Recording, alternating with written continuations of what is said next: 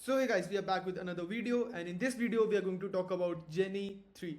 I think it should be Genie 3, but I don't know, I just don't want to pronounce it that way because AI models are typically made to pronounce it in such a way. You have GPT, Gemini, and then you have Mistral models. So Genie 3 doesn't sound that good. I was expecting something more technical in terms. But okay, we have got Genie 3, a new frontier for world models.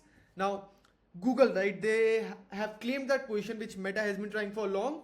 They said 2 years back we will be creating a whole metaverse where simulations will be there, people will have their own worlds or own features, and I think Google just thought, why can't we do that? And they just got with that idea. It's not exactly metaverse, obviously, but it's similar to what they claimed. I think a year back that the models are now capable of creating an environment of their own, right? They have so much intelligence. So because if you look at the video, right, I'll just mute it. But if you look at it, right, they are capable of making most of the simulations just by writing 3 lines of prompts, just 3 lines, right? Now on the basis of that, if you look around there, you have the feature to go around the whole thing. It will generate all the things in such realistic way that you will feel that this is this is literally a game made by some game developers, some expert game developers. And I don't know if this will give a lot of ideas to people who are working on simulation stories and they want to create a world of their own. They can just give some ideas to AI, and AI can add some features from their own side, and maybe that can be used because this is really realistic. Just look at the roller, the motions, the paint, textures, everything looks extremely real, right? Now, what they claim is that currently they have this Genie 3, they have Veo, they had Genie 2, and Game Engine. So it is capable of producing up to 720p. The domain is general, so you don't have any specific domain that you can produce of. It's the best part is this is navigation supported, right? You can navigate through the whole environment. You can just keep putting the prompt in more and more detail, and things will be even more clearer, right? But AI is smart enough. Even if you give 5 lines, it is capable of making things beyond those 5 lines, right? And now looking at the part 2 AGI, right? These world models are also a key stepping stone on the part 2 AGI, since they make it possible to train AI agents in an unlimited circumference of rich simulation environments. So they said that last year they came up with Genie 2, right? But I think it did not get that much hype. But this year, if you look at the results, they are really different, right? Genie 2 interaction field, but Genie 3 is doing extremely good. Now, the three things which they are talking about, right, is modeling physical properties of the world, experience natural phenomena like water and lightning, and complex environment interaction. Now just imagine integrating this with something like 70, right? 70, 80, 90. You'll realize these motion capturing games and stuff, they will become so exciting if you integrate AI into generating things according to the actions taken by the player through prompts. You are just taking things to a next level, right?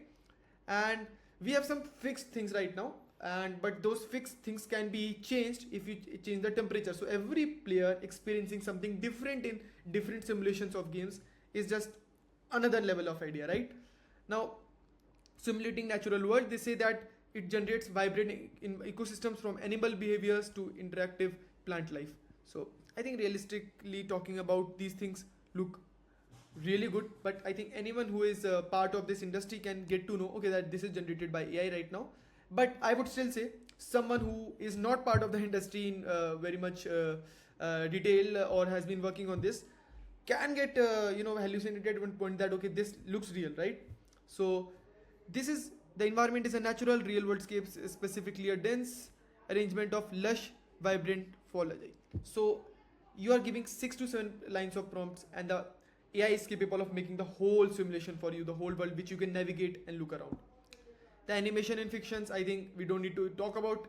They look extremely smooth. Just look at it, guys. And this is a being a lizard origami style. I don't know, the whole concept, right? That the mountains, the rivers, the grass, everything is in such good detail that you don't need to put anything in the prompt later for iterating it in a better way. You can put new things that okay, I want the lizard to be in a snowy place or in a desert, something like that. But yeah, so exploring locations. Now just look at this. If you showed this to anyone, right, this looks really real, right? It looks completely real for anyone who is not part of the AI world, right? They can not believe that okay, someone just by sitting at their desktop is capable of writing a 3-line prompt and creating such beautiful images and videos, right? So yeah, I would say that Genie 3 is taking the concept of simulation creation and the game industry, and I would say the metaverse concept, right, to another level, because integrating it to human inputs and taking actions accordingly can change the whole thing, right? You just need to make sure according to the current actions the prompt is written in such a way that the simulation generated can be different from what other people are doing, right?